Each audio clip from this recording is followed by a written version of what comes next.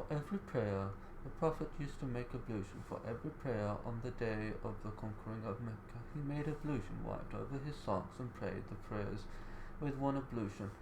Then said to him, O Messenger of Allah, you have done something that you did not used to do. He replied, I did it intentionally.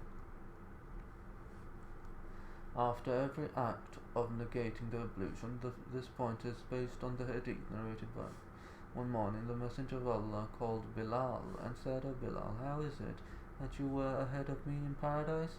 I entered paradise last night, and I heard your footsteps in front of me.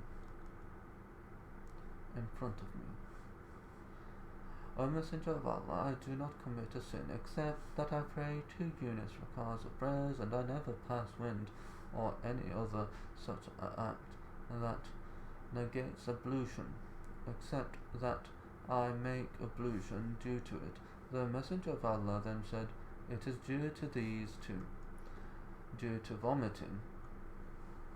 Who stated, the Messenger of Allah vomited and broke his fast and then made ablution. I met in the mosque of Damascus and mentioned that to him, and he said he told the truth. I poured the water for him for his ablution.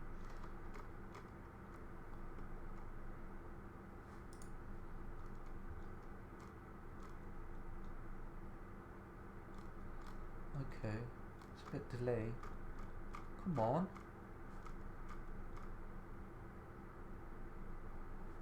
What is happening? Okay. Ablution. I poured the water for him for his ablution. After carrying the disease, the Prophet said, whoever washes the disease should make the complete bathing ghusl, and whoever carries him should make ablution, wiping over the leather socks. In his commentary to those whose opinions are respected in consensus all agree that it is permissible to wipe over the leather socks while travelling or non-travelling, regardless of whether it is out of need or not.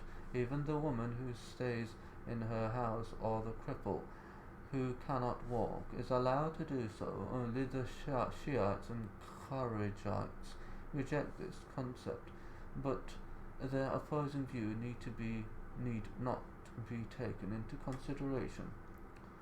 70 of the companions of the Messenger of Allah narrated to me that the Messenger of Allah used to wipe over his socks. The best proof for the permissibility of this form of wiping is what Muslim recorded from and the authority of Ibrahim from Haman, who said urinated and then he wiped over his leather socks. It was said to him, do you do that? He replied, yes, I saw the Messenger of Allah urinate and then make ablution and wipe over his leather socks.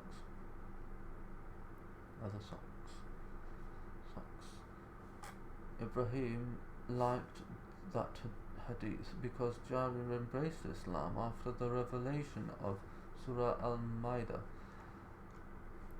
Its meaning is that Allah has said in Surah verse, wash your faces and your forearms up to the elbows, rub by passing wet hands over your heads, and wash your feet up to ankles. And therefore, if Jarir's Islam would have been before the revelation of Al-Ma'idah, it could be understood that his hadith concerning wiping the socks was abrogated by the verse in Al-Ma'idah. Since his embracing of Islam was after that fact, we know that his hadith is to be acted upon, and it clarifies that the verse applies to the one who is not wiping. Thus, the sunnah here particularizes the verse, and Allah alone knows best. The condition for wiping over leather socks. The permissibility of wiping over socks is conditioned by the fact that one has put on the socks while in a state of purity. Al-Mughira, we were with the Prophet one night while travelling. I poured water for him from a container, and he washed his face and arms and wiped his head, and then I moved to remove his leather socks, and he said, "Leave them, for I put them on while the feet were in a state of purity." Then he wiped over them,